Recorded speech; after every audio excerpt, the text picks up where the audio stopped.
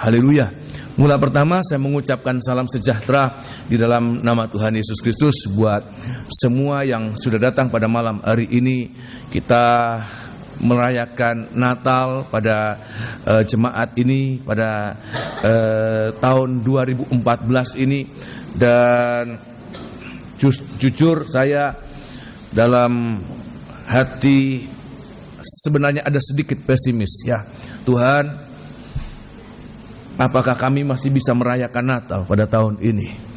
Dan saya sudah siap untuk dengan segala keprihatinan untuk kita merayakan dengan sangat-sangat prihatin. Dan Tuhan sudah menolong kita. Kalau kita ada pada malam hari ini semata-mata adalah karena anugerah-Nya saja, bukan karena kemampuan rencana manusia, tetapi semata-mata anugerah Tuhan. Oleh sebab itu biar kita gunakan kesempatan ini untuk sangat-sangat memperhatikan apa yang ingin Tuhan katakan buat kita. Sebab saya percaya apa yang akan kita dengarkan ini akan menjadi panduan kita, tuntunan kita dalam langkah-langkah kita dalam tahun-tahun ini. Percaya demikian, amin. Haleluya. Malam hari ini saya akan membawa kita di dalam pemberitaan firman Tuhan. Saya mengambil satu ayat di dalam kitab Injil Matius pasal yang kedua. Kitab Injil Matius pasal yang kedua. Walaupun cerita ini cerita yang umum disampaikan dalam setiap hari Natal, banyak sekali kita mendengarkan, berapa kali kita mendengarkan cerita ini, tetapi saya sangat percaya kalau ayat ini masih dibacakan, masih diberitakan untuk kita pada hari ini, maka ada hal-hal yang ingin Tuhan koreksi dalam kehidupan kita, ingin membuat kita bisa mengerti apa yang harus kita lakukan dalam masa-masa hidup kita di hari-hari akhir zaman ini ya. Di dalam kitab Injil Matius pasal yang kedua, ayat yang pertama sampai ayat yang ke-12, yaitu tentang perjumpaan orang Majus dengan bayi Yesus yang baru dilahirkan ya. Saya menunggu semua menemukan dalam Alkitab masing-masing, cukup panjang akan kita baca, tetapi sudah bersabar sebab ini bukan hanya sekedar cerita, ini bukan hanya sekedar sejarah, tetapi ini kisah yang bernubuat untuk kita yang hidup pada akhir zaman. Saya akan perlihatkan bagaimana kita harus hidup dalam akhir zaman ini ya. Kitab Injil Matius pasal yang kedua, ayat yang pertama demikian bunyinya. Sesudah Yesus dilahirkan di Betlehem di tanah Yudea pada zaman Raja Herodes, datanglah orang-orang Majus dari timur ke Yerusalem ya, dan bertanya-tanya, di manakah dia, raja orang Yahudi yang baru dilahirkan itu? Ya, kami telah melihat bintangnya di timur. Kami telah melihat bintangnya di timur, dan kami datang untuk menyembah dia. Ya. Ketika Raja Herodes mendengar hal itu, terkejutlah ia beserta seluruh Yerusalem. Maka dikumpulkannya semua imam kepala dan ahli Taurat bangsa Yahudi. Lalu dimintanya keterangan dari mereka di mana Mesias akan dilahirkan. Mereka berkata kepadanya, di Betlehem, di tanah Yudea, di tanah Yehuda. Karena demikianlah ada tertulis dalam kitab Nabi. Ya. Dan engkau Betlehem, tanah Yehuda, engkau sekali-kali bukanlah yang terkecil di antara mereka yang memerintah Yehuda. Ya. Karena daripada mula akan bangkit seorang pemimpin yang akan menggembalakan umatku Israel. Lalu dengan diam-diam Herodes memanggil orang-orang Majus itu dan dengan teliti bertanya kepada mereka bila mana bintang itu nampak. Kemudian ia menyuruh mereka ke Betlehem, katanya, pergi dan selidikilah dengan saksama hal-hal mengenai anak itu. Dan segera sesudah kamu menemukan dia, kabarkanlah kepadaku, supaya aku pun datang menyembah dia. Setelah mendengar kata-kata raja itu, berangkatlah mereka. Dan lihatlah, bintang yang mereka lihat di timur itu mendahului mereka hingga tiba dan berhenti di atas tempat di mana anak itu berada. Ketika mereka melihat bintang itu, sangat bersukacitalah mereka. Maka masuklah mereka ke dalam rumah itu dan melihat anak itu bersama Maria ibunya, lalu sujud menyembah dia. Mereka pun membuka tempat harta bendanya dan mempersembahkan persembahan kepadanya, yaitu emas, kemenyan, dan mur. Dan karena diperingatkan dalam mimpi supaya jangan kembali kepada Herodes, maka pulanglah mereka ke negerinya melalui jalan lain. Terima kasih ya. Dari cerita yang kita baca tadi, bagaimana menggambarkan perjalanan orang Majus dari timur. Tidak disebutkan timur itu negara mana. Para komentator mengatakan mungkin Persia, mungkin negara-negara yang ada di balik sungai Efrat dan sungai Tigris. Tetapi kita tidak perlu memperdebatkan sesuatu yang bukan esensial untuk apa yang harus kita mengerti dalam hidup kita ini. Tetapi apa yang saya mau mengatakan, orang-orang Majus ini itu gambaran dari orang-orang yang punya keinginan, punya kerinduan untuk berjumpa dengan Tuhan. Saya ulangi sekali lagi, orang-orang Majus ini tidak lain adalah orang-orang yang punya kerinduan yang besar, kerinduan yang kuat untuk berjumpa dengan Tuhan. Ada banyak pertentangan di antara orang-orang Kristen, bahkan ahli-ahli teologi yang mengatakan orang-orang Majus ini para nujum, ya. Orang-orang Majus ini ahli astrologi pada zamannya. Orang-orang Majus ini ahli tata negara dan lain sebagainya. Ada banyak teori yang mengatakan demikian. Tetapi saya secara rohani mau mengatakan ada satu yang paling tepat untuk kita secara rohani. Orang Majus ini adalah orang-orang yang punya kerinduan. Dan karena mereka punya kerinduan untuk bertemu dengan Tuhan, maka Tuhan pun ingin dan bersedia untuk ditemui oleh mereka. Di dalam kitab Yeremia pasal yang ke-29, kita baca dalam perjanjian baru, perjanjian lama maafkan, untuk membuktikan apa yang saya katakan. Sebab kalau orang Majus ini, apalagi orang-orang nujum, ya, sebab Tuhan itu sangat membenci yang namanya pernujuman, ya, yang namanya sihir. Itu Tuhan paling benci, Tuhan tidak mau. Dan kalau ada seandainya mereka orang-orang yang merupakan orang-orang yang mempraktekkan, ya, okultisme dan lain sebagainya, saya tidak yakin kalau mereka akan berjumpa dengan Tuhan. Tetapi satu perkara, mereka ada kerinduan yang kuat dari negeri yang jauh, dengan ada begitu banyak tantangan, ada begitu banyak handicap yang mereka hadapi di jalan. Tetapi karena kerinduan mereka kuat, mereka mencari Tuhan dengan sepenuh hati, maka mereka berjumpa dengan bayi yang baru dilahirkan itu, ya. Ayat yang ke-12, kitab Yeremia pasal 29 ayat yang ke-12. Ayat 12. Dan apabila kamu berseru dan datang untuk berdoa kepadaku, ya, maka aku akan mendengarkan kamu. Akan mendengarkan kamu. Teruskan. Apabila kamu mencari aku Seperti orang-orang Majus ini mencari di mana bayi yang baru dilahirkan itu. Orang raja, orang Yahudi yang baru dilahirkan itu, mereka mencari. Teruskan. Kamu akan menemukan aku. Maka mereka akan menemukan. Teruskan. Apabila kamu menanyakan aku dengan segenap hati, ya, aku akan memberi kamu menemukan aku. Ya, karena mereka menanya aku dengan segenap hati. Mereka datang dengan tidak setengah hati, tapi dengan segenap hati. Bayangkan, dari negeri yang jauh, mereka tidak tahu di mana tepatnya, ya, tetapi mereka berjalan dalam tuntunan bintang. Maka mengatakan mereka berjalan dengan segenap hati, maka kamu akan menemukan aku.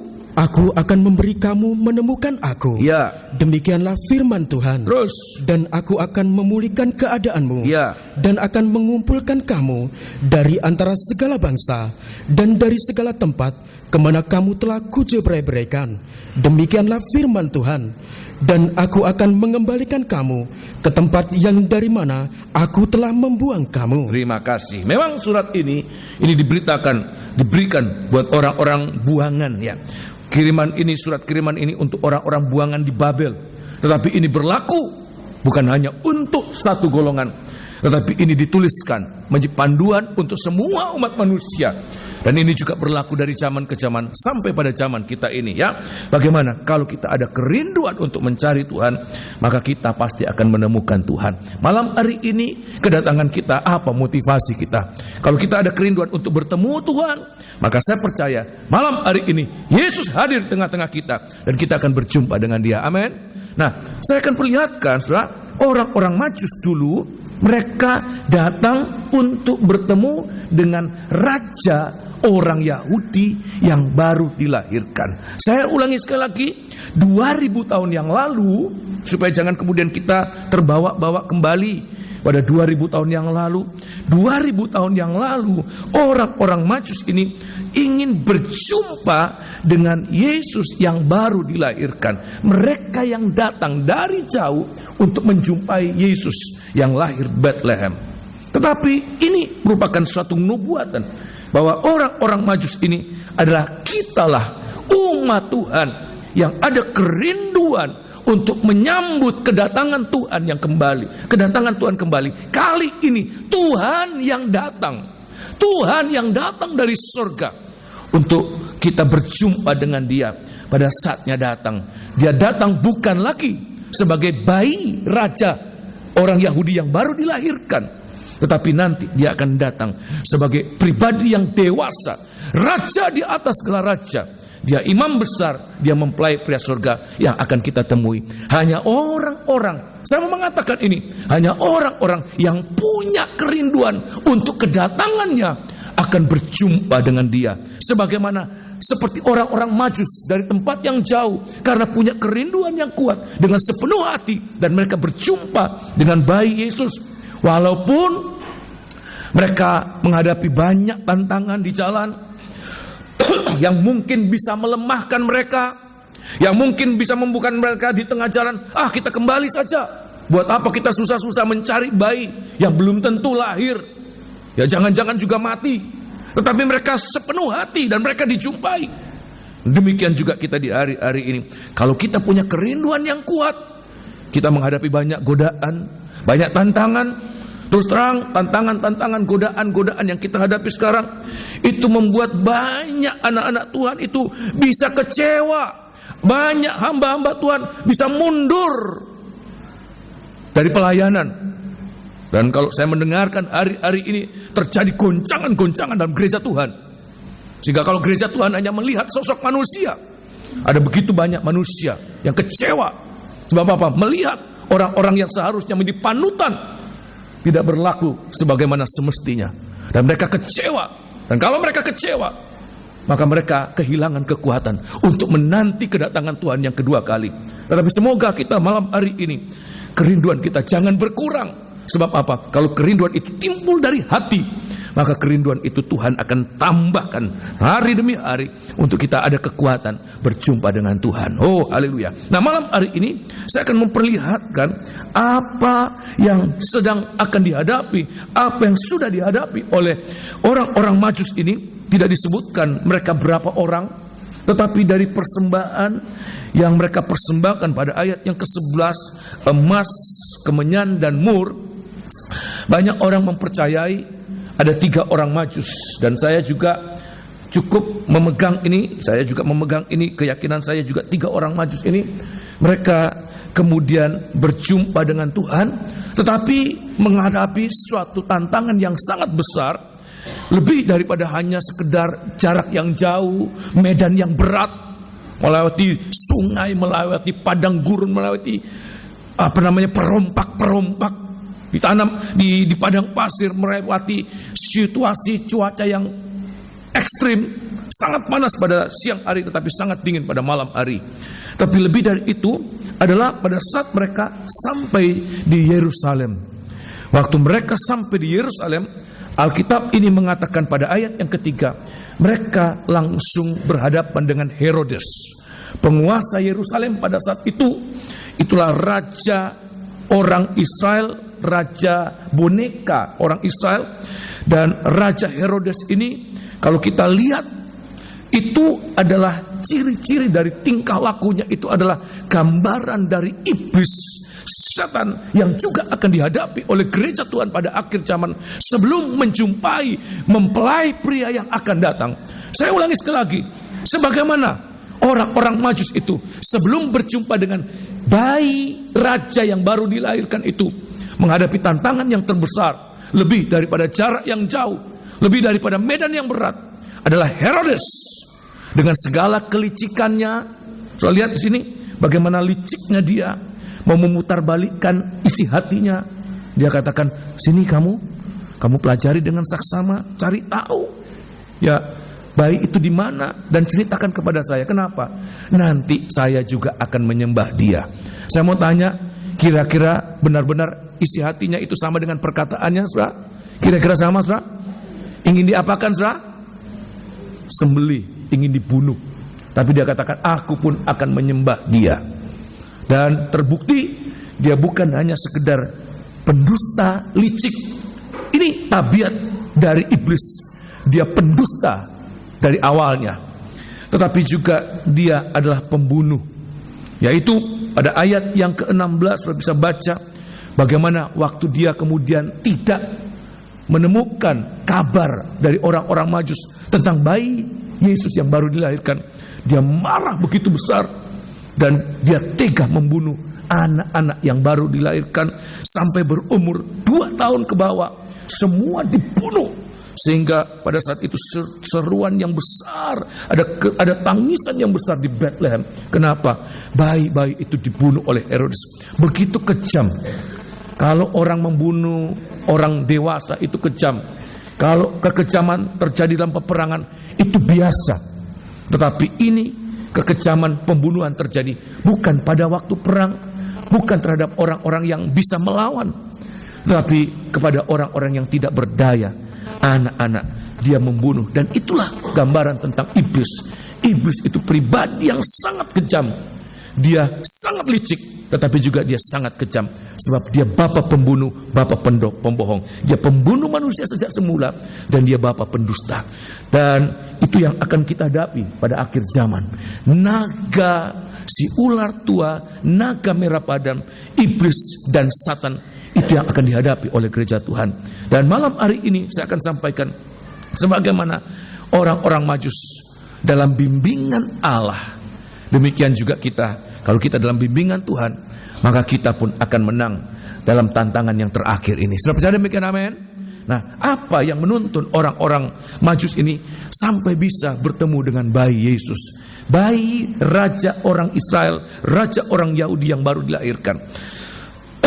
Ada 2 perkara yang menuntun orang Majus itu, yaitu yang pertama, saya lihat pada ayat yang kedua dan ayat yang ke-9 disebutkan bintang. Orang-orang Majus ini melihat bintangnya di timur. Dan kemudian pada ayat yang ke-9 disebutkan, setelah mendengar kata-kata itu dan berangkatlah mereka, dan lihatlah bintang yang mereka lihat di timur mendahului mereka dan tiba berhenti tepat di atas tempat di mana anak yang baru dilahirkan itu ada. Ya, nomor 1 yang menuntun mereka adalah bintang. Ya, bintang yang ada di sebelah timur. Nah, bagi kita apa ini, saudara? Apa bintang di timur? Bintang yang ada di timur ini tidak lain berbicara tentang Roh Kudus. Inilah kemampuan, inilah kekuatan kita untuk menuntun kita hari demi hari menghadapi banyak kesulitan, menghadapi banyak tantangan, untuk kita kemudian nanti bisa berjumpa bukan dengan bayi yang baru dilahirkan, tetapi Yesus dalam kemuliaan sebagai raja di atas gelar raja. Roh Kudus itulah kekuatan kita. Roh Kudus itu yang menuntun kita dalam langkah-langkah hidup kita. Seperti demikian, amin. Apa pekerjaan Roh Kudus bagi kita di hari-hari ini? Yaitu nomor 1, kita harus mengalami bagaimana kita dipenuhkan dengan Roh Kudus. Di dalam kitab Efesus pasal yang ke-5, sebab inilah kekuatan. Tanpa Roh Kudus, saya mengatakan, tanpa Roh Kudus kita tidak ada kemampuan. Sehingga Tuhan Yesus selalu mengatakan kepada murid-muridnya, aku akan pergi, lebih baik aku pergi. Sebab kalau aku tidak pergi, roh itu tidak akan datang kepadamu. Kalau aku tidak pergi, roh itu tidak akan datang. Roh itu yang akan menuntun mereka. Roh itu yang akan menghibur mereka, menopang kita. Sehingga dalam segala kelemahan kita, dalam segala ketidakmampuan kita, bahkan mungkin satu saat kita dalam saat benar-benar putus asa. Samanya sebagai manusia, saudara. Anak-anak Tuhan pernah putus asa enggak, saudara? Pernah putus asa? Saya harus jujur mengatakan saya pernah putus asa. Saya sempat mengatakan, Tuhan, saya mau tinggalkan saja pelayanan ini. Pernah saya mengatakan itu. Rasanya tidak mampu lagi, saya mau tinggalkan saja. Ya, sebagai hamba Tuhan pernah. Tapi Roh Kudus itu kalau ada, itu yang memampukan kita, itu yang menguatkan kita untuk kita bisa bertahan. Sebab kalau sampai hamba Tuhan tinggalkan, satu hamba Tuhan tinggalkan 10 jemaat saja, 10, tidak usah banyak-banyak, 10 jadi korban. Kalau jemaatnya 200 jadi korban. Kalau ribuan, kalau puluhan ribu, sekian banyak yang jadi korban. Ya. Dan Tuhan tidak berkenan untuk itu. Oleh sebab itu Roh Kudus itu diturunkan untuk kita. Supaya apa? Saat kita tidak berdaya, saat kita putus asa, saat kita menghadapi apapun, kita merasakan ada kekuatan yang kuat menopang kita, menyangga kita, untuk kita tetap berdiri. Kepada jemaat saya katakan, kalau saya masih bisa berdiri sampai hari ini, itu hanya kemurahan Tuhan. Tuhan menuntun saya, Tuhan menopang saya lewat Roh Kudus. Nah, di dalam kitab Efesus pasal yang kelima, nah, kita perlu mengalami ini. Pekerjaan Roh Kudus dalam kehidupan kita, bagaikan bintang yang menuntun kita dalam langkah-langkah hidup kita dalam hari-hari akhir zaman ini. Dan saya mau mengatakan, hari akhir zaman ini bukan hari-hari yang mudah untuk kita lewati. Jangankan secara rohani, saudara, secara jasmani, secara pekerjaan, banyak orang mengeluh hari-hari ini, ya. Banyak. Dan saya mau mengatakan, ada sangat mungkin kita akan menghadapi masa-masa sukar pada akhir zaman ini, akan lebih sukar lagi. Tetapi yakin, anak-anak Tuhan akan berbeda dengan orang-orang dunia. Amin. Haleluya. Kenapa? Ada Roh Kudus menghadapi semacam apapun hebatnya.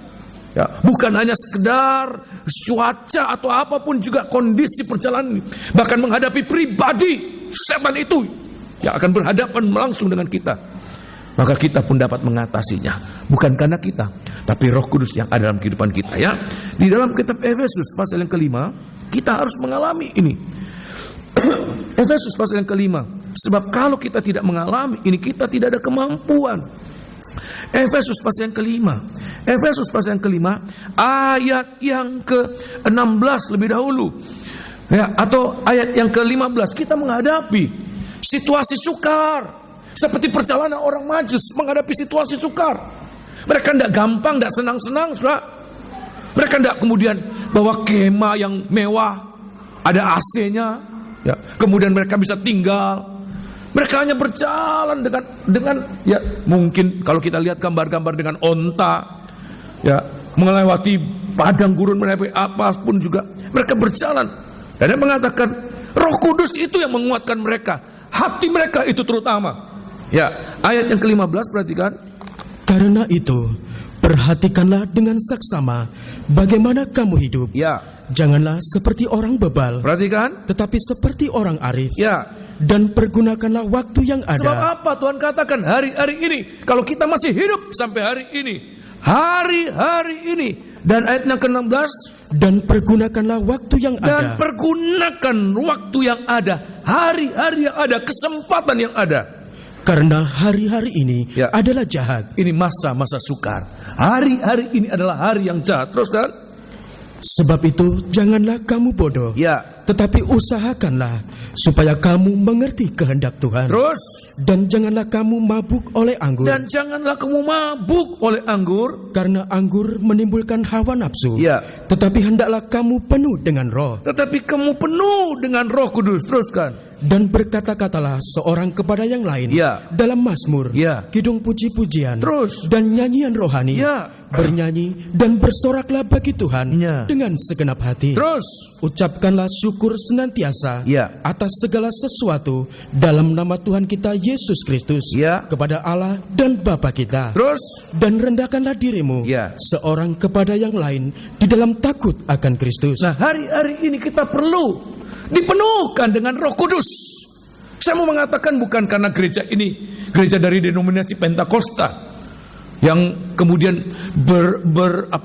sangat kuat berpegang pada Roh Kudus, tapi ini merupakan suatu firman Allah bahwa anak-anak Tuhan harus dipenuhkan dengan Roh Kudus pada akhir zaman ini. Kenapa?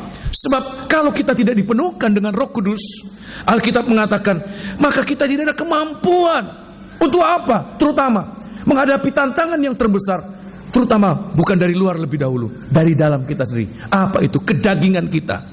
Kita menghadapi sandungan yang terbesar itu diri kita sendiri, dengan karakter-karakter yang tidak baik. Tapi ayat ini mengatakan, begitu seseorang menerima Roh Kudus dan dipenuhi dengan Roh Kudus, maka Roh Kudus itu akan mengubahkan kita dari orang-orang yang bertabiatkan daging. Pada ayat yang ke-19 sudah bisa lihat, pada ayat yang ke-18 itu penuh dengan Roh Kudus. Dan ayat yang ke-19, maka kita akan mengalami diubahkan menjadi manusia yang rohani. Alkitab mengatakan kita bisa bermazmur, ada kidung-kidung pujian, ada nyanyian rohani, ada ucapan syukur. Coba bayangkan, walaupun kita hidup pada masa-masa yang jahat, pada masa-masa yang sukar, tapi kita lihat orang yang penuh dengan Roh Kudus mengalami begitu banyak keobahan. Tidak mengumpat, tidak kemudian menjadi sepaneng. Ya namanya masih manusia, saudara. Ya saya kalau lagi repot kadang-kadang sudah begitu tegang, saudara. Ya anak-anak datang sebenarnya mau bertanya biasa, saudara. Karena lagi pusing, lagi tegang, bisa dibentak, saudara. Kenapa? Ya masih kurang. Tapi kita lihat di sini, Tuhan katakan kalau kita penuh dengan Roh Kudus dalam keadaan yang tidak sesuai, tidak apa namanya itu, ya, tidak baik sekalipun, ya, seperti suasana yang tidak baik, hari-hari yang jahat. Ayat mengatakan mereka masih bisa ada ucapan syukur, mereka masih bisa menyanyi, mereka masih bisa merendahkan diri, tidak terpengaruh dengan keadaan lingkungan, bahkan tidak terpengaruh dengan keadaan diri sendiri. Sebab apa? Roh Kudus itu yang mengubahkan kita. Oleh sebab itu di hari-hari ini yang harus kita alami, penuh dengan Roh Kudus. Kalau kita penuh dengan Roh Kudus, kita akan mengalami keobahan. Saya mengalami suatu pelayanan yang paling aneh dalam tahun yang lalu, ya. Bagaimana kami melayani kepenuhan Roh Kudus dalam kebaktian retreat kaum muda dan remaja. Kebetulan selain kaum muda dan remaja ada juga anak-anak yang ikut, ya. Salah satunya anak-anak saya. Dan berulang-ulang kali saya saksikan, ya, bagaimana saya melihat waktu melayani pekerjaan kepenuhan Roh Kudus ini, sampai anak-anak yang kecil itu juga mulai mendapatkan jamahan tangan Tuhan. Mereka bisa menangis, mereka mengalami bagaimana Roh Kudus itu berpengaruh dalam kehidupan mereka. Dan semoga ini yang kita alami dalam hari-hari ini. Kita merindukan, kalau kita ada kerinduan, sebab ini bagaikan bintang yang sedang menuntun langkah kita. Nomor satu, kita sendiri harus diubahkan, kita sendiri harus dibaharui. Sebab kalau kita berjalan dengan kemampuan daging, kita mengandalkan daging. Perhatikan ini penting. Daging itu, rumusnya daging makin hari makin apa? Lemah. Sehingga kalau dia berjalan, bukan makin hari makin bertambah kuat. Tidak ada rumus daging demikian. Tapi rumus daging makin hari makin lemah. Dan sangat kecil kemungkinan mereka akan berjumpa dengan Tuhan kalau Tuhan datang kembali. Tapi kalau kita mengalami, dipenuhkan dengan Roh Kudus, itu yang memampukan kita makin hari makin kuat. Saya percaya demikian, amin. Roh Kudus itu mengubahkan kita. Kita membutuhkan Roh Kudus. Apalagi hari-hari ini suasananya serba ekstrim, ya, semuanya serba ekstrim. Apa-apa yang tidak pernah kita bayangkan itu terjadi pada zaman akhir ini. Oleh sebab itu kita perlu mengalami keubahan lewat Roh Kudus.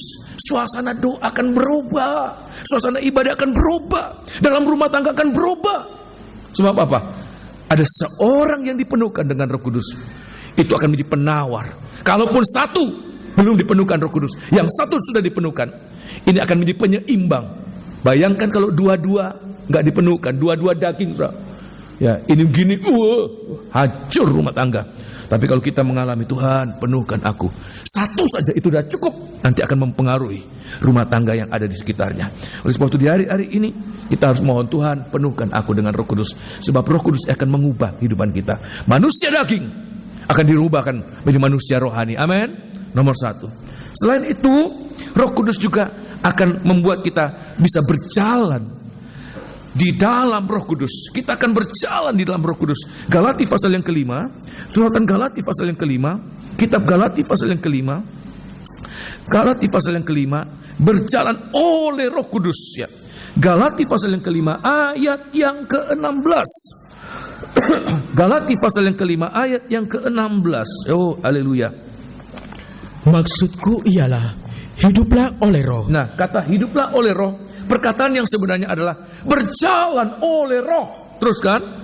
Maka kamu tidak akan menuruti keinginan daging. Ya. Sebab keinginan daging, ya, berlawanan dengan keinginan Roh, dan keinginan Roh berlawanan dengan keinginan daging. Ya. Karena keduanya bertentangan. Ya. Sehingga kamu setiap kali tidak melakukan apa yang kamu kehendaki. Terima kasih, ya. Jadi kita lihat ini, ayat mengatakan kita harus berjalan berjalan oleh Roh. Kata berjalan oleh roh itu artinya apa? Kita mendapatkan kekuatan Roh Kudus itu supaya kita memampukan kita dimampukan untuk berjalan. Manusia kalau tanpa Roh Kudus, dia akan berjalan dengan kemampuan manusia, kemampuan daging, dan kemampuan daging itu ada batasnya. Sehebat apapun manusia, ada batasnya, batas kemampuan, batas umur. Tapi kalau kita berjalan oleh Roh, Roh itu kekal, Roh itu tidak terbatas. Roh itu akan memampukan kita mengatasi segala macam kesulitan. Kesulitan pertama tadi kita baca, ya, yaitu apa? Mengatasi segala keinginan daging.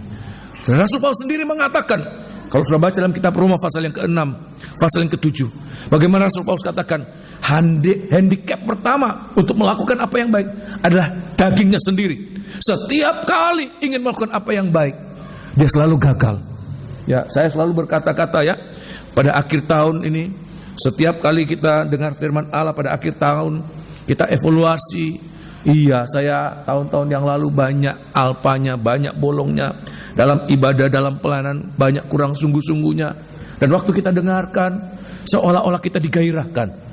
Dan kita ada kerinduan, Tuhan, tahun depan saya ingin lebih baik lagi. Saya pikir kalau kita biasa saja, ya, kita orang-orang normal, kita akan selalu akan berpikir, Tuhan, tahun depan saya akan lebih baik lagi, saya rindu untuk lebih baik lagi. Tapi saya mengatakan, kalau kita hanya mengandalkan kemampuan daging, kita tidak pernah akan lebih baik. Kerinduan itu selalu ada, tetapi kita tidak ada kemampuan untuk melakukan. Tetapi Alkitab mengatakan, kalau kita ada Roh Kudus, kita berjalan oleh Roh. Hidup oleh Roh itu berjalan oleh Roh. Kemampuan itu seperti bensinnya kita ini, motornya kita itu Roh Kudus. Maka dia yang memampukan kita untuk mengalahkan tabiat daging, keinginan daging, sehingga selalu kita bisa melakukan apa yang jadi kehendak Tuhan. Itu nomor satu. Tapi lebih dari itu, di dalam kitab suratan 1 Yohanes, tolong baca ya, 1 Yohanes, kita menghadapi roh-roh yang sedang beredar akhir zaman. Perhatikan, roh yang beredar pada akhir zaman itu sangat kuat.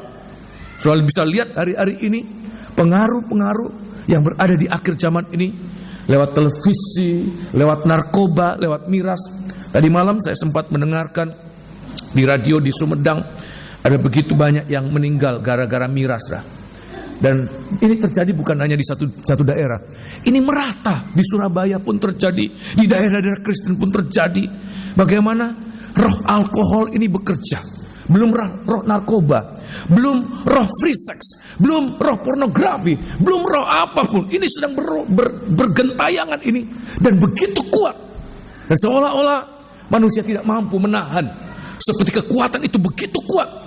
Tetapi kita lihat, apa yang membuat kita bisa mengalahkan ini? Roh yang ada di dalam kita harus roh yang lebih besar dari roh yang ada di dunia ini. Amin, saudara sih. Orang-orang tua yang mengkhawatirkan anak-anak mereka, ini kekhawatiran merata di semua ya, yang menanjak remaja, dewasa, semua kita mengalami kekhawatiran ini. Bagaimana narkoba itu begitu kuat, dan bagaimana kita mau mengatasi mereka? Bagaimana mungkin kita mengawasi mereka dari jam ke jam, hari ke hari? Tapi kita lihat, kalau anak-anak kita, kalau kita semua, belum lagi dalam rumah tangga, tidak tertutup kemungkinan dalam rumah tangga anak-anak Tuhan, hamba-hamba Tuhan, ada yang namanya roh perselingkuhan, roh perzinaan, itu sudah melanda. Roh apa yang akan mengalahkan semua itu? Tolong baca ya, 1 Yohanes pasal yang keempat. Perhatikan 1 Yohanes pasal yang keempat, ayat yang ke 1 Yohanes pasal 4 ayat yang pertama mulai. Ada Roh Kudus. Roh itu yang memampukan kita untuk berjalan oleh Roh. Kita mampu berjalan hanya karena Roh Kudus yang memampukan kita berjalan, mengatasi setiap masalah, setiap halangan, setiap rintangan ya. Ayat yang ke-1, saudara-saudaraku yang kekasih, janganlah percaya akan setiap roh, tetapi ujilah roh-roh itu, ya, apakah mereka berasal dari Allah. Perhatikan, sebab banyak nabi-nabi palsu ya, yang telah muncul dan pergi ke seluruh dunia. Hari-hari ini nabi-nabi palsu, semua faham. Saya mau mengatakan, semua faham yang bertentangan dengan firman Allah itu adalah manifestasi dari nabi-nabi palsu. Saya bisa sebutkan apapun bentuknya hari-hari ini. Pokoknya semua yang bertentangan dengan kebenaran firman Allah, itulah manifestasi dari roh-roh nabi palsu yang sedang menjelajah di seluruh dunia. Mereka melawan kesucian, melawan kebenaran, melawan semua itu. Itu roh nabi palsu sedang menjelajah. Roh antikristus sedang menjelajah. Tapi kita lihat, perhatikan. Demikianlah kita mengenal roh Allah. Ya. Setiap roh yang mengaku bahwa Yesus Kristus telah datang sebagai manusia berasal dari Allah. Dan setiap roh yang tidak mengaku Yesus tidak berasal dari Allah. Ya, terus. Roh itu adalah roh antikristus. Ya. Dan tentang dia telah kamu dengar bahwa ia akan datang. Dan sekarang ini ia sudah ada di dalam dunia. Sudah ada, saudara. Bukan akan ada. Roh antikristus itu sudah ada. Membuat orang malas ke gereja, membuat orang tidak mau ke gereja. Roh antikristus 2000 tahun yang lalu sudah disebutkan, sudah ada. Apalagi sekarang 2000 tahun kemudian. Ya, sudah ada. Terus kan? Kamu berasal dari Allah, ya, anak-anakku. Perhatikan. Dan kamu telah mengalahkan nabi-nabi palsu itu. Ya. Sebab roh yang ada di dalam kamu. Ini penting, saudara. Sebab roh, ini Roh Kudus. Sebab roh yang membuat kita mampu berjalan itu. Kita berjalan oleh roh. Sebab roh itu, sebab roh yang ada di dalam kamu, ya, lebih besar dari roh yang ada di dalam dunia. Sudah percaya demikian, amin? Roh yang ada dalam kehidupan kita lebih besar. Saya melihat kok agak pesimis ini, ya. Apa tidak percaya, saudara? Bahwa roh, kalau Roh Kudus itu ada dalam kehidupan kita, roh itu lebih besar dari roh apapun yang ada di dunia ini, amin? Ya, saya teringat Papa saya waktu masih pengerja sempat dikirim ke pedalaman Kalimantan Tengah. Saya tidak tahu di mana, mungkin di Tewa waktu itu, ya. Dan pada saat itu ada upacara ritual. Mereka ada ritual. Padahal masih pengerja, belum pendeta waktu itu. Dan waktu mereka mau menyembelih ayam, kalau tidak salah, nggak bisa-bisa. Sudah tahu orang-orang di Kalimantan itu sangat kuat, ya, black magicnya. Menyembelih ayam tidak bisa-bisa. Akhirnya mereka sadar dan mereka katakan, kalau ada di antara saudara-saudara yang ilmunya lebih tinggi, mohon untuk tinggalkan tempat ini. Dan betul, waktu kemudian mereka pergi, ya, maka baru bisa ritual itu bisa terjadi. Sebab apa? Roh yang ada, walaupun belum pendeta, itu roh itu tidak kemudian ada batasannya.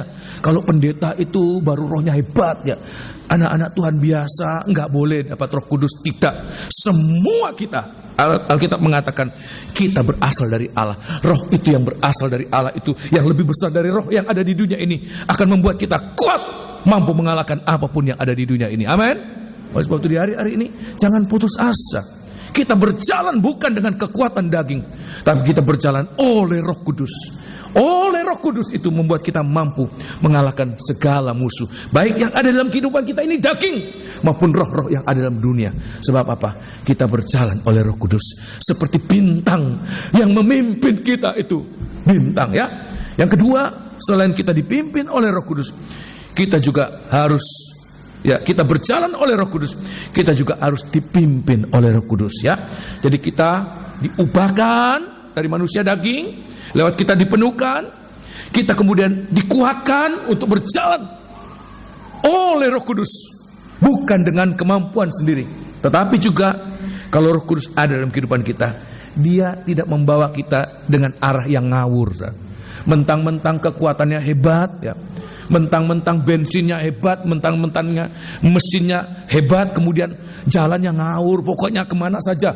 Mentang-mentang bensinnya banyak, motornya kuat, pokoknya jalan tanpa arah. Tidak.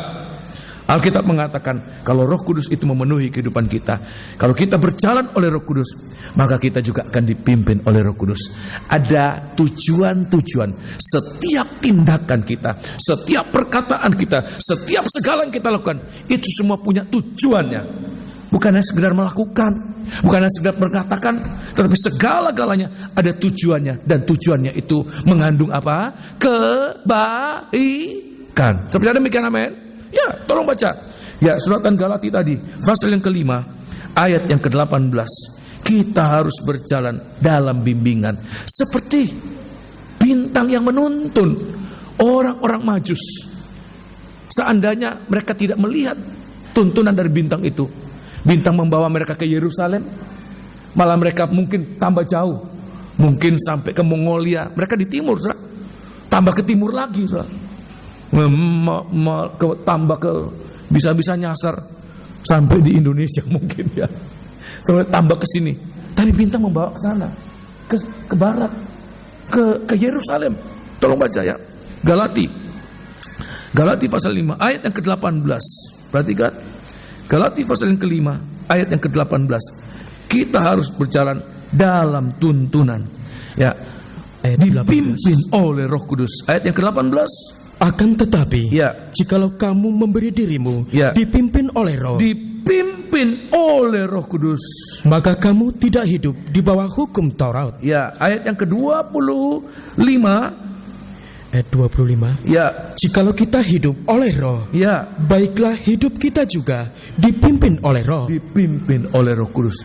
Maka kalau kita berjalan dipimpin oleh Roh Kudus, maka kita mengatakan Roh Kudus akan membawa kita kepada kebenaran. Sebab Roh itu, ayat mengatakan Roh kebenaran. Kita mengaku kita penuh dengan Roh Kudus, tapi selalu maunya nggak benar. Dalam usaha nggak benar, dalam rumah tangga nggak benar, bahkan dalam ibadah. Ya, seringkali kita mau memanipulasi aturan, kita mau ngakali aturan. Ya, ini perhatikan. Ini orang yang dipimpin oleh Roh Kudus. Nomor 1 ayat mengatakan Roh Kudus itu akan menuntun kita pada segala kebenaran Allah. Injil Yohanes pasal yang ke-16, kitab Injil Yohanes. Nah, Roh Kudus akan menuntun kita dari satu etapa ke etapa yang lain. Saya tidak tahu orang-orang Majus ini berhenti di mana, tapi satu saat mereka mencapai Bethlehem itu ya. Oh, haleluya. Ayat yang ke-16, pasal 16. Injil Yohanes pasal 16, ayat yang ke-12. Ayat yang ke-12. Masih banyak hal yang harus kukatakan kepadamu.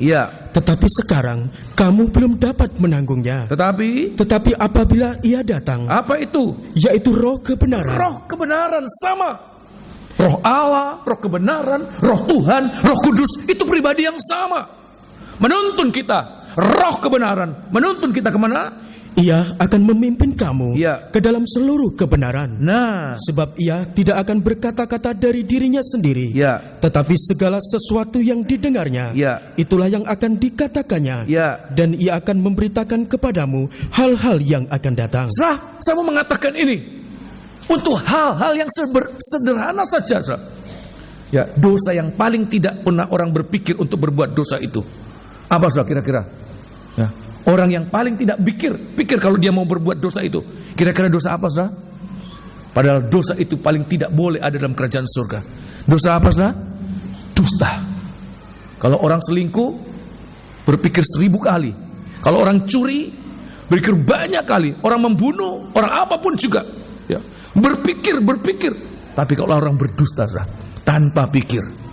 Biar dia anak kecil, orang dewasa, maafkan, saudara. Bahkan sampai anak Tuhan, hamba Tuhan. Kenapa? Jawabannya, sebab Roh Kudus tidak memenuhi dia, tidak menguatkan dia, dan tidak memimpin dia. Tapi Alkitab mengatakan, kalau seseorang dipimpin oleh Roh Kudus, maka dia akan berjalan dalam seluruh kebenaran Allah. Dia dapat mengatasi, sebab Alkitab mengatakan semua manusia ini bersalah dalam hal berkata-kata. Semua manusia pembohong. Semua manusia pernah berbuat dosa. Ya, kalau kita sadar, kita akan berusaha untuk tidak berdusta. Tapi bagaimana waktu kita mengalami keadaan kepepet, keadaan terjepit, seperti kita dipaksa untuk berdusta? Kalau bukan Roh Kudus, kita pasti akan tergoda untuk segera berdusta. So, mungkin dengan berdusta, muka kita diselamatkan, reputasi kita diselamatkan, keuntungan kita diselamatkan. Mungkin begitu. Tapi Alkitab mengatakan kita sudah berada di luar kebenaran Allah.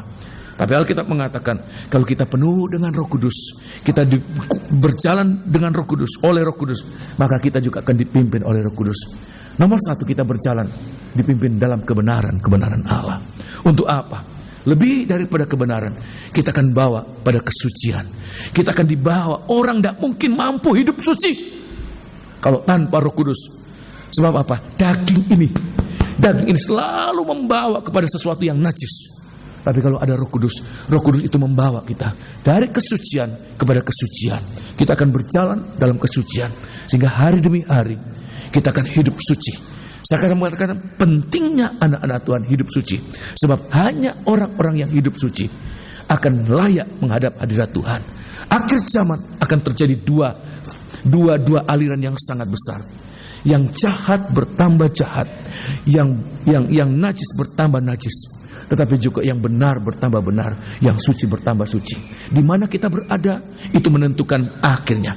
Neraka atau surga, bagaimana kita berada pada aliran. Apakah berada pada roh yang ada pada dunia ini, atau roh yang ada dari Tuhan ini. Roh Kudus, bagaikan bintang yang menuntun kita. Saya akan membacakan dalam kitab Wahyu, pasal yang ke-21, Wahyu 22, maafkan. Kitab Wahyu pasal 22. Di mana kita berada? Roh menuntun kita. Seperti bintang itu menuntun. Hari ini kita harus dituntun oleh Roh Kudus. Ya. Ayat yang ke-11. Ini akan terjadi suatu yang sangat terpisah. Mungkin pada awalnya pemisahan itu masih sedikit. Tapi makin hari makin dekat dengan kedatangan Tuhan. Pemisahan itu makin jauh.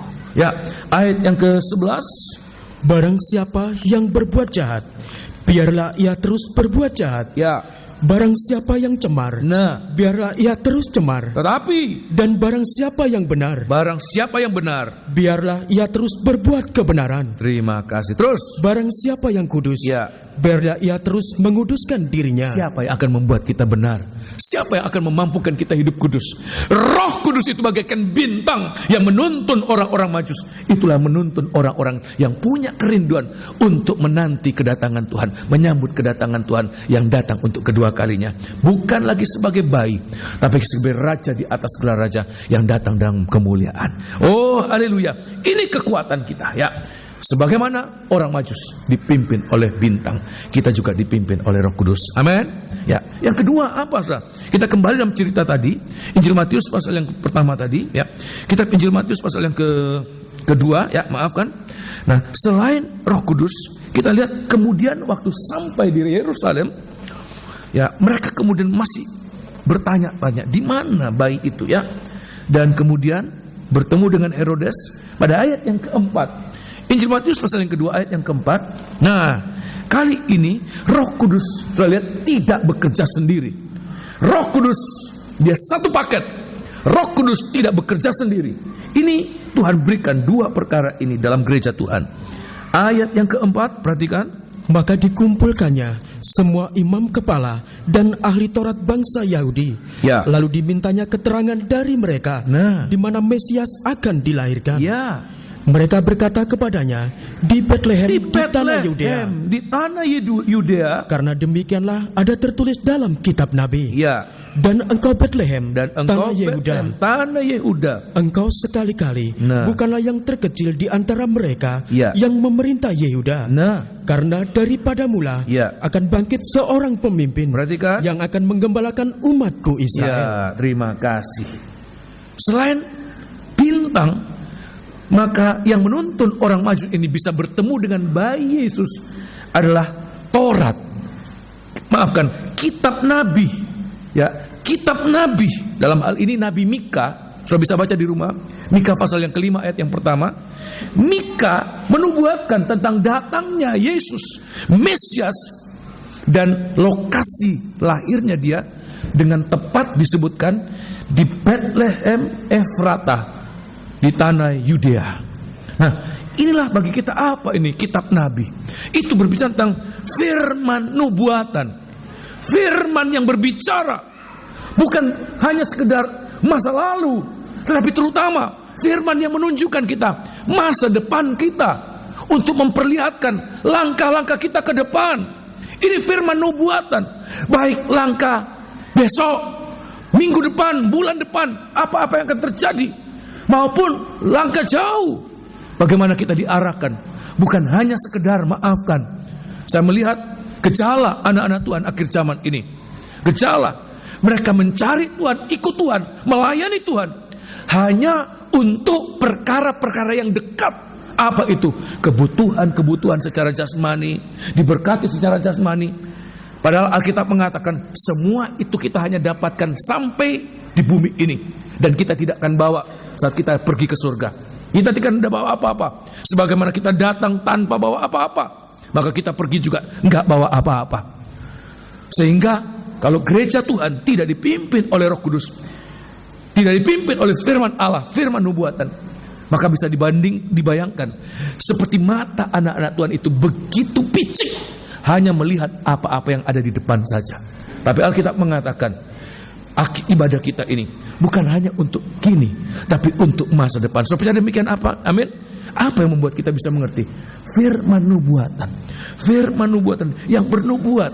Nah, kita lihat di sini apa isi nubuat dari kitab Mika ini, yang menunjukkan lokasi yang tepat di mana lahirnya Tuhan, sehingga itu yang membuat orang-orang Majus bisa berjumpa dengan bayi Yesus ini, yaitu menunjukkan kepada Bethlehem, tanah Yehuda Efrata itu. Apa ini Bethlehem?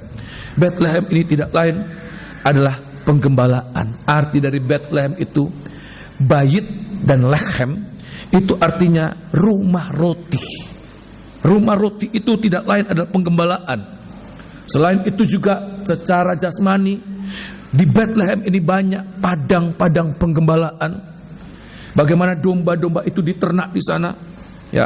Dan bagi kita di hari-hari ini, firman nubuatan, perhatikan, firman nubuatan itu akan membawa kita kepada penggembalaan. Saya ulangi sekali lagi, firman firman nubuatan itu pasti akan membawa anak-anak Tuhan di dalam penggembalaan. Kenapa? Sebab kalau kita dibawa di dalam penggembalaan, kita mengalami segala yang kita butuhkan. Saya ulangi sekali lagi, kita ini bagaikan domba. Dan apa kebutuhan domba? Domba butuh air, domba butuh rumput, domba butuh keamanan, domba butuh banyak perkara. Tapi saya mengatakan semua yang dibutuhkan oleh domba itu sebenarnya ada dalam satu pribadi yang namanya siapa? Gembala. Sebab kalau ada gembala yang cari, domba tidak perlu cari rumput. Maafkan, kalau domba mencari rumput, maka dia akan terlepas dari kawanan penggembalaan. Kalau sudah lihat di televisi, sudah apa namanya itu, di fauna apa, bukan apa, binatang-binatang, ya, geografi itu ya, yang ditangkap oleh singa itu biar banyak rusa, tapi dia tidak nyerbu yang banyak itu. Mungkin dia nyerbu dan ada yang nyempal itu, yang satu itu yang dikejar, itu yang nanti jadi mangsa. Dan perhatikan, kalau domba harus mencari makanan sendiri, harus mencari air sendiri, harus membela dirinya sendiri, betapa sukarnya hidup dari domba itu. Bagaimana dia harus bertahan menghadapi musuh-musuh, serigala. Bahkan Alkitab mengatakan kita seringkali berada seperti anak domba di tengah-tengah apa? Serigala. Apa kita mampu mengalahkan serigala? Bahkan Alkitab mengatakan itu singa itu mengaum-ngaum, mengelilingi kita, mengitari kita. Apa kita mampu untuk mengalahkan itu? Tidak. Jangan heran, makin hari makin kecut, makin hari makin kita takut. Tapi kenapa kita bisa tenang sampai hari ini? Kita bisa tenang sampai hari ini tetap melayani Tuhan. Sebab ada gembala yang berjaga-jaga atas kita. Ada gembala yang mencarikan rumput hijau. Ada gembala yang mencarikan makanan untuk kita. Amin. Nah, saya akan perlihatkan di sini pentingnya penggembalaan. Di dalam penggembalaan, saya lihat sini, kita akan melihat di dalam penggembalaan, kita akan melihat firman nubuatan itu akan memperlihatkan kita dituntun, kita seperti dipelihara, bertahap dari kecil makin hari makin dewasa, ya. Selain menggembalakan ya, yang dewasa, gembala juga memperhatikan, mengkembangbiakan. Dia sangat memperhatikan yang lahir terus untuk anak-anak itu menjadi dewasa. Di dalam penggembalaan. Hanya di dalam penggembalaan. Saya mau mengatakan hari-hari ini, bukan karena saya seorang gembala, tapi saya mau mengatakan kita akan dibawa tahap demi tahap menjadi dewasa kalau kita hidup di dalam penggembalaan. Seperti ada satu orang yang bertanggung jawab, dia membawa kawanan itu makin hari makin dewasa. Nah, kita lihat di sini isi dari nubuatan ayat mengatakan, Bethlehem, tanah Yehuda, engkau sekali-kali bukanlah yang terkecil. Artinya apa? Awalnya, dulunya Bethlehem itu apa? Kecil. Tapi ayat mengatakan sekarang Bethlehem, justru dari Bethlehem akan muncul seorang pemimpin besar dari tengah-tengah penggembalaan. Kalau saya melihat ada banyak hamba-hamba Tuhan yang dipakai oleh Tuhan memimpin gereja-gereja yang luar biasa besar. Siapa mereka? Adalah orang-orang yang pada awalnya, masa mudanya, mereka memberi diri untuk digembalakan. Dan Alkitab mengatakan banyak pemimpin-pemimpin itu muncul dari penggembalaan. Saya tidak tertutup kemungkinan, saya mengatakan mungkin ada di antara kita satu saat, anak-anak muda, engkau akan terpanggil menjadi hamba Tuhan. Mungkin engkau akan mengembalakan tempat-tempat yang besar. Tetapi siapa yang akan membuat engkau begitu? Kalau kita lewat firman nubuatan para nabi, kita mau setia dalam penggembalaan. Dari yang sederhana, dari kecil akan menjadi besar. Nah, satu ayat di dalam kitab 2 Petrus, suratan 2 Petrus, saya akan perlihatkan itu. 2 Petrus, pasal yang pertama, 2 Petrus, ini yang akan menuntun kita menyambut kedatangan Tuhan. Firman yang demikian, seperti firman yang diucapkan oleh Nabi Mika. Firman ini juga yang akan menuntun kita menyambut kedatangan Tuhan. Saudara lihat pada Alkitab saudara masing-masing, lihat 2 Petrus pasal pertama mulai ayat 16. Saudara lihat dalam Alkitab masing-masing, mulai ayat 16 itu menunjukkan tentang kedatangan Tuhan. Nah, saya akan mengingat waktu bahwa kedatangan Tuhan itu bukan isapan jempol. Perhatikan, ini penting. Bukan dongeng, bukan untuk menakut-nakuti, tapi itu sesuatu yang nyata, real, akan terjadi. Di mana kedatangan Tuhan yang sangat mulia bagi orang-orang yang layak menerima itu, tetapi sangat mengerikan bagi orang-orang yang tidak hidup benar dan tidak hidup kudus. Saya ulangi sekali lagi, bagi orang-orang yang mau hidup benar dan hidup suci, maka kedatangan Tuhan itu akan menjadi sesuatu yang sangat mulia, sangat menyenangkan. Tidak ada kesenangan lebih daripada kedatangan Tuhan. Tapi saya mau mengatakan juga, tidak ada kengerian, tidak ada ketakutan lebih daripada kedatangan Tuhan. Sebab pada kedatangan Tuhan itu semua unsur-unsur dunia akan habis dalam nyala api.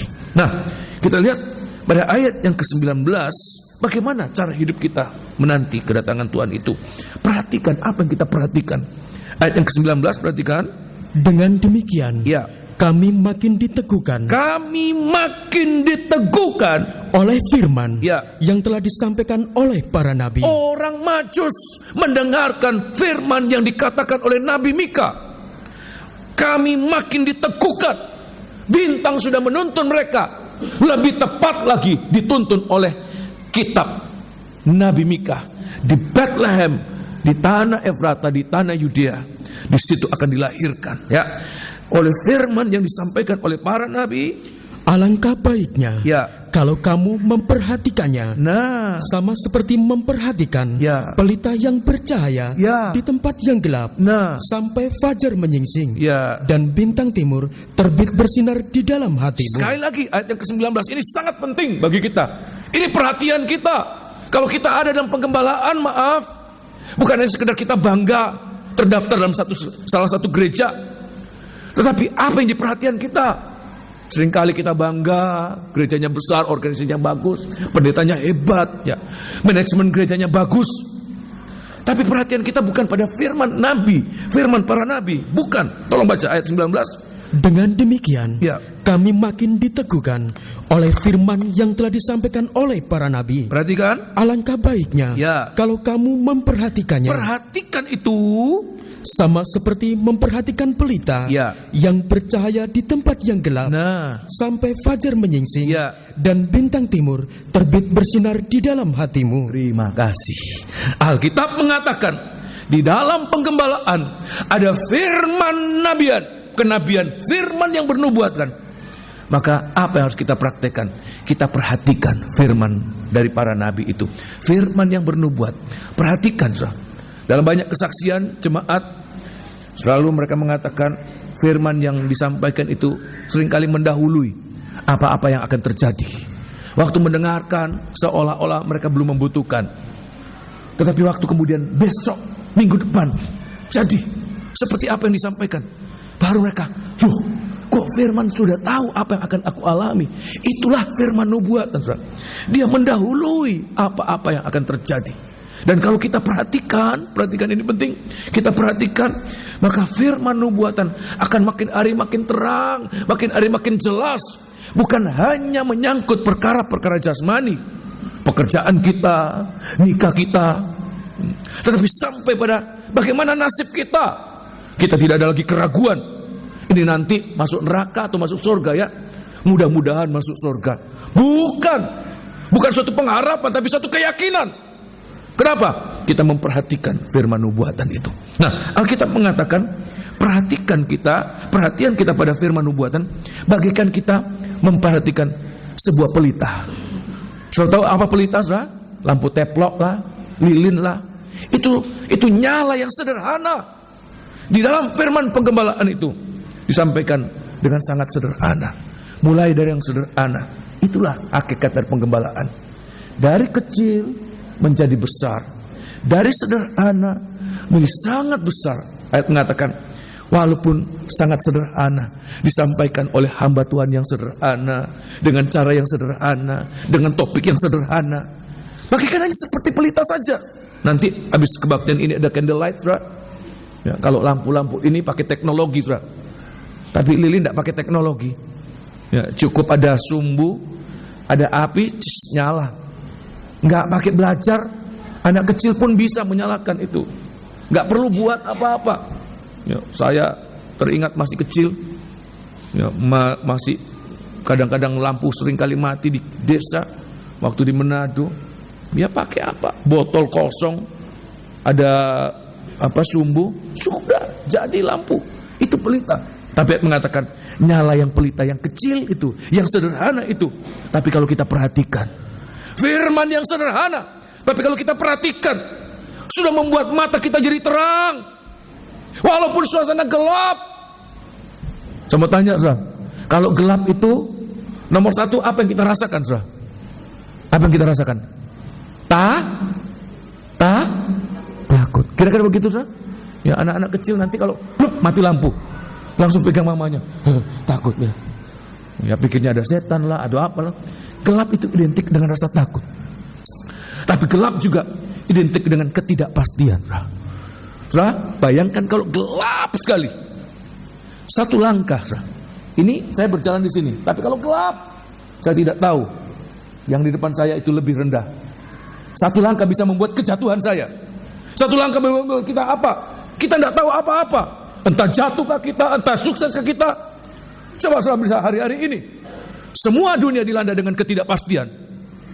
Siapa yang bisa menjamin nanti tahun depan usaha saudara akan sukses? Siapa yang bisa menjamin, saudara, nanti tahun depan rencana kita akan berhasil? Siapa yang bisa menjanjikan masa depan akan?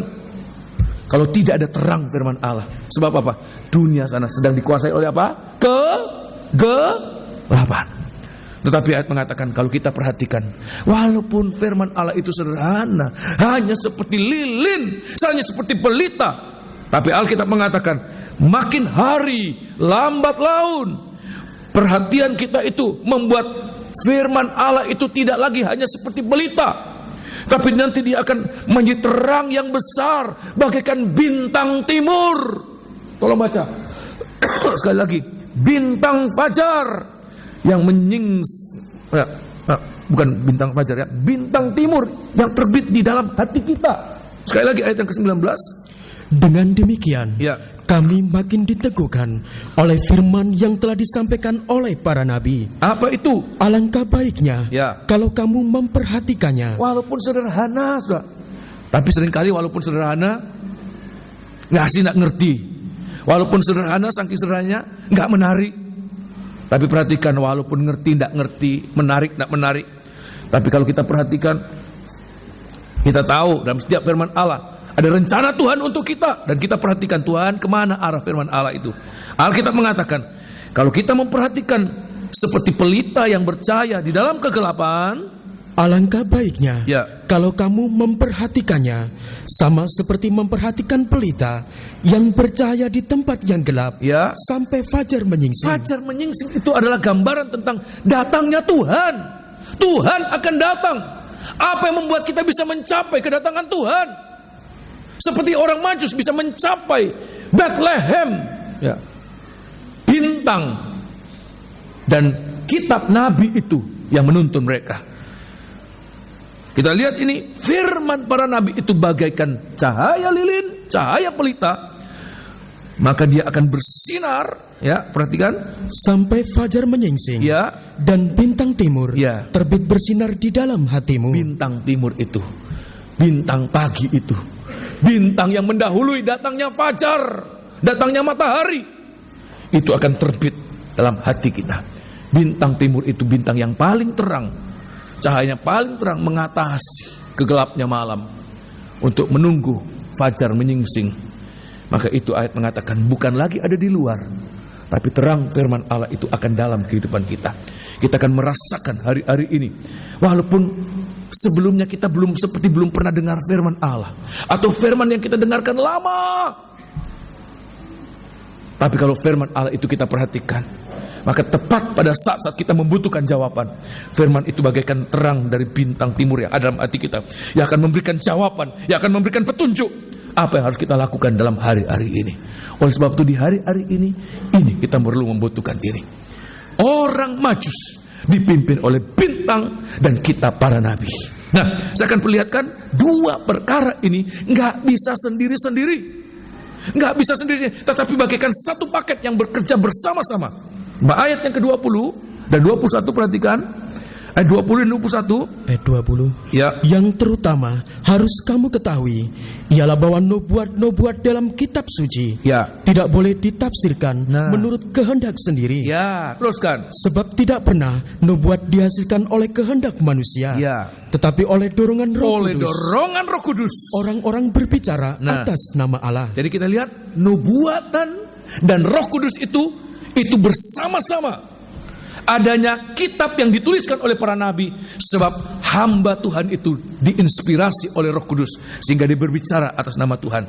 Sehingga Tuhan katakan, kalau kita juga membaca, mendengarkan firman Allah, kita harus dalam urapan Roh Kudus.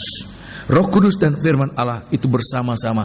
Jujur, sebagai hamba Tuhan, saya banyak kali menyampaikan firman Allah, walaupun setiap hari saya menyampaikan firman Allah, tapi selalu saya bertanya, Tuhan apa? Sebab kebutuhan anak-anak Tuhan itu tidak sama setiap hari. Supaya apa yang saya sampaikan sesuai dengan keadaan dan kebutuhan. Dan kalau Roh Kudus itu berbicara, maka dari perkataan yang singkat, dari ayat-ayat yang sederhana, itu akan begitu mengena dalam setiap keadaan jemaat Tuhan. Dan jemaat Tuhan dipelihara oleh Tuhan. Ayat mengatakan, kalau kita tanpa Roh Kudus, firman Allah itu bisa ditafsirkan sendiri. Ya, kalau kita marah pada seseorang, pakai Alkitab, hantam saja, ya. Kalau kita ingin sesuatu, kita pakai Alkitab. Padahal Tuhan tidak berbicara itu. Dan itulah awal kesesatan. Saya mau mengatakan awal penyesatan yang ada dalam gereja Tuhan. Saya membaca ayat ini, saya merinding, Tuhan, jangan sampai saya membawa jemaat dalam kesesatan. Kenapa? Sebab firman dan Roh Kudus itu dipisahkan. Firman dan Roh Kudus itu harus menyatu. Sebab kalau saya berbicara tanpa Allah menaruhkan firman Allah dalam mulutku, apa yang aku sampaikan itu adalah kemauan dan keinginan saya sendiri. Dan itu tidak sesuai dengan firman Allah. Dan Tuhan katakan, nabi itu terlalu berani berbicara atas nama Tuhan. Dia adalah nabi apa-apa? Palsu. Oleh sebab itu hari-hari ini berdoa buat hamba-hamba Tuhan, supaya hamba-hamba Tuhan menyampaikan firman Allah dalam urapan Roh Kudus.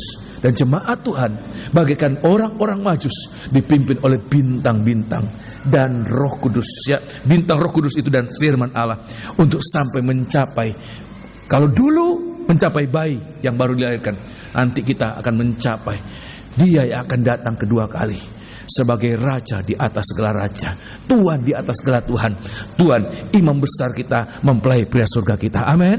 Nah, kita lihat jemaat Tuhan, cara hidup jemaat Tuhan. Kita kembali di dalam kitab Injil Matius pasal yang kedua tadi. Apa?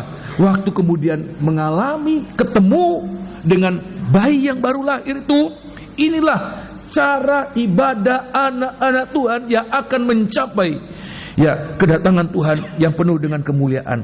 Ayat yang ke-11, perhatikan. Ayat yang ke-11. Maka masuklah mereka ke dalam rumah itu, ya, dan melihat anak itu bersama Maria ibunya. Terus lalu sujud menyembah Dia. Ya. Mereka pun membuka tempat harta bendanya, ya, dan mempersembahkan persembahan kepadanya, yaitu emas, ya, kemenyan, dan mur. Luar biasa. Ini perlindungan Tuhan buat orang-orang Herod, orang-orang Majus ini, ya. Ayat mengatakan waktu mereka ketemu dengan bayi itu tanpa disuruh, tanpa dikomando, tapi ayat mengatakan mereka langsung sujud menyembah Dia. Inilah ciri hidup gereja Tuhan akhir zaman ini. Kalau ingin mengalami perjumpaan, kita harus hari-hari ini banyak dalam penyembahan. Tanpa penyembahan yang cukup, maka biar dia anak Tuhan, biar dia hamba Tuhan, dia nanti seperti masuk dalam perangkap Herodes. Iblis, antikris akan menganiaya anak-anak Tuhan sebelum kedatangan Tuhan. Tapi juga ayat mengatakan selain menyembah, dia juga mempersembahkan sesuatu. Apa yang dipersembahkan? Emas, kemenyan, dan mur. Apa ini? Emas, kemenyan, dan mur. Waktu itu emas, kemenyan, dan mur itu merupakan kekayaan. Ya, ini suatu harta. Emas sampai sekarang pun kekayaan. Kalau kemenyan hari-hari ini nilainya agak kurang, ya. Mur, ya, saya tidak tahu apa masih ada harga yang tinggi, tapi yang pasti emas. Tapi bagi kita di hari-hari ini, inilah kekayaan seorang manusia. Bukan harta benda, maafkan saya, bukan harta benda itu kekayaan yang sesungguhnya. Bukan kepandaian itu yang sesungguhnya.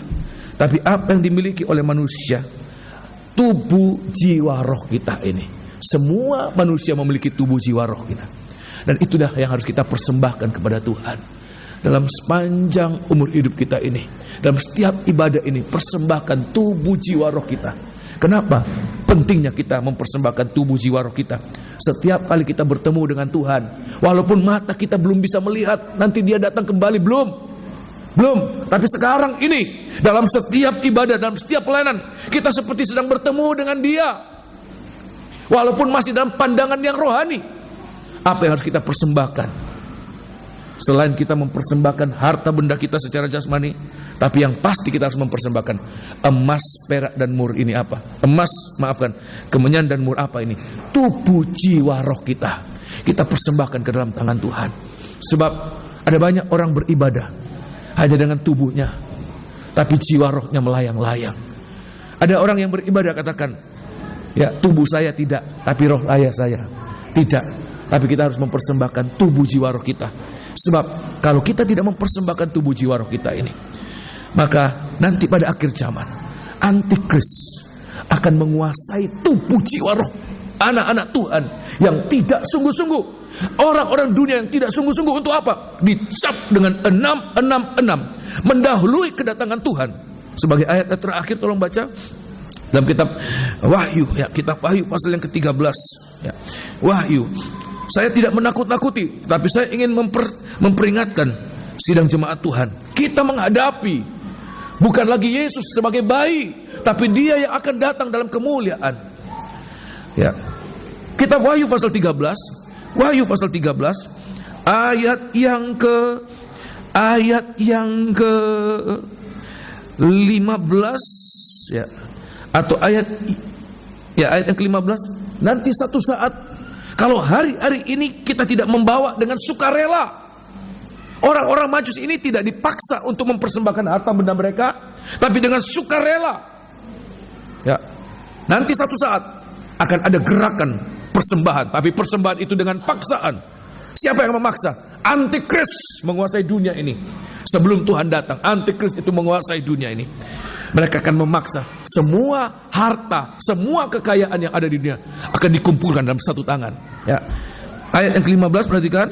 Dan kepadanya diberikan kuasa untuk memberikan nyawa kepada patung binatang itu.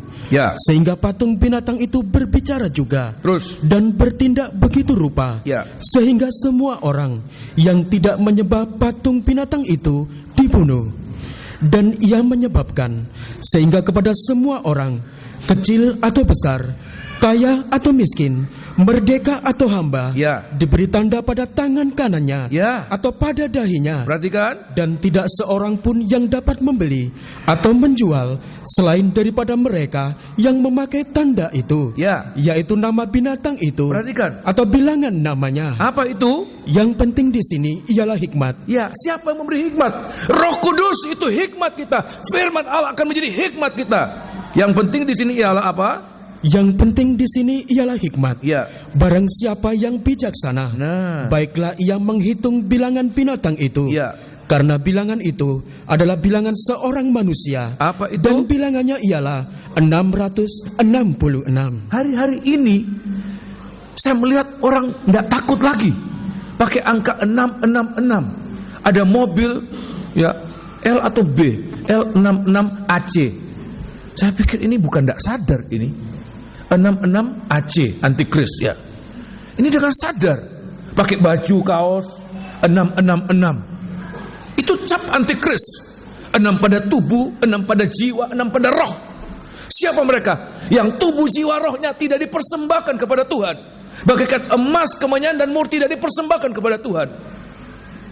Bahkan saya lihat hari-hari ini anak-anak muda tahu semua itu ya. Lambang Monster Energy ya. Ada begini, itu dalam bahasa Ibrani itu satu begini itu 6. 6. Ya, dan monsternya itu O-nya itu adalah salib yang dikasih begini, Saudara. Nah, dan rasanya tidak risih lagi. Ini suatu pembangkangan kepada Tuhan. Itu secara jasmani. Tetapi apa yang lebih tidak kelihatan, yaitu bagaimana orang-orang tidak lagi ada keinginan untuk menyembah Tuhan. Tapi apa yang diberhalakan? Harta benda mereka, kepandaian mereka, pengaruh mereka. Seperti mereka menyembah kekuatan itu. Ada kekuatan yang tidak, seolah-olah itu tidak terbatas. Kekuatan uang itu. Dan memang Antikris pada akhir zaman akan menggunakan kekuatan mammon. Tapi biar hari-hari ini, biar kita menjadi orang-orang yang menyembah Dia. Lalu kita menyembah Dia dan tahu mempersembahkan diri kepada Dia, maka kita nanti akan dilindungi. Alkitab mengatakan orang Majus, walaupun waktu mereka mendengarkan, ya Herodes mengatakan nanti ya, kalau kamu sudah temui, kamu datang baik-baik, cerita kepada saya akan menyembah Dia. Tapi orang Majus ini diperingatkan dalam mimpi untuk jangan lagi. Ini merupakan bentuk perlindungan Tuhan buat orang-orang yang tulus, yang ada kerinduan untuk berjumpa dengan Tuhan. Hari-hari ini semoga kita boleh mengalami ini. Tuhan akan melindungi kita dari semua siasat-siasat yang tidak baik. Sebab Tuhan sayang dengan kehidupan kita. Kita akan berjumpa dengan Tuhan di awan-awan yang permai. Semua mengalami demikian, amin. Akan berjumpa dengan Dia. Oh, luar biasa. Sebagai ayat terakhir ya, Saudara, 1 Tesalonika, supaya menjadi kerinduan kita. Tuhan, saya merindukan waktu dunia dihabiskan, saya bisa berjumpa Engkau bukan lagi sebagai bayi, tapi Engkau Raja di atas segala raja dalam kemuliaan. 1 Tesalonika pasal yang keempat, 1 Tesalonika pasal yang keempat, ayat yang ke-16. Oh, haleluya. Sebab pada waktu tanda diberi, yaitu pada waktu penghulu malaikat berseru, dan sangkakala Allah berbunyi, maka Tuhan sendiri akan turun dari surga.